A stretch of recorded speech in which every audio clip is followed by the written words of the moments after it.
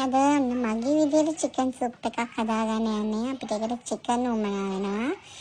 එතකොට ඩීක්ස් ලුණු ටිකක් කපලා ඉඟුරු ටිකක් තලාගෙන සෙර කෑල්ලකුයි කැරට් කිරි දෙක තුනකුයි අලයි ඕන වෙනවා. මුලින්ම අපි වතුර පාවිච්චි කරේ කියලා. අපි ඒකට චිකන් ටික එකතු කරගන්නවා. ඊට පස්සේ අපි අල ටික දාගන්නවා. මේ විදිහට අල ටිකක් දාගෙන ඊට පස්සේ අපි රස අනුව ලුණු ටිකක් දාගන්නවා. තව දෙයක් මම ස්පෙෂලි එකතු කරනවා සුප් එකට නැතුවම බැරි දෙයක්. පස්සේ අපි හොදගත්ත පරිප්පු ටිකක් දානවා.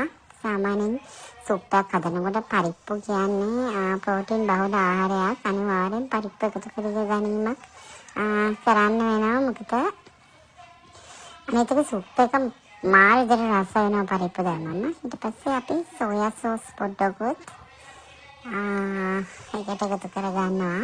ඊට පස්සේ මේ ඔක්කොම තැඹුණාට පස්සේ මේ විදිහට හොඳට කලවම් කරගන්නවා. ඒක තැඹුණාට පස්සේ අපි වතුර ටික පෙරාගෙන මේ විදිහට චිකන් ටික වෙනම කඩලා මම අර පරිප්පු අර ඒ දෙකම හොඳට බ්ලෙන්ඩ් කරගන්නවා. ඊට පස්සේ ඒ සස් පාන්ටම මම බටර් පොඩ්ඩක් දාලා ඒකට කපාගත්ත ලුණු සේර කෑල්ලක් ඉඟුරු සුදු ඒක හොඳට බෙදෙන්න කැරට් ටික දානවා.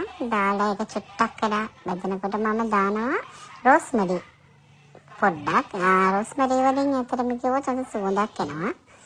ඊට පස්සේ මම අර බ්ලෙන්ඩ් කරගත්ත පේස්ට් එක දාගන්නවා. ඒ කියන්නේ අලයි පරිප්පු. ඊට පස්සේ චිකන් ටික දාලා අර පෙරාගත්ත ස්ටොක් එකෙන් පොඩ්ඩ දාලා කලවම් කරගන්නවා. ඔයගලන්ට පේනවා ඉතින්. ඊට පස්සේ මේ විදිහට හොඳට කලවම් කරගන්නවා.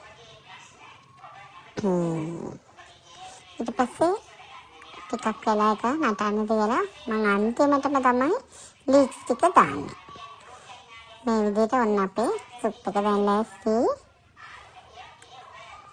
දැන් මම සර්ව් කරන්න යන්නේ.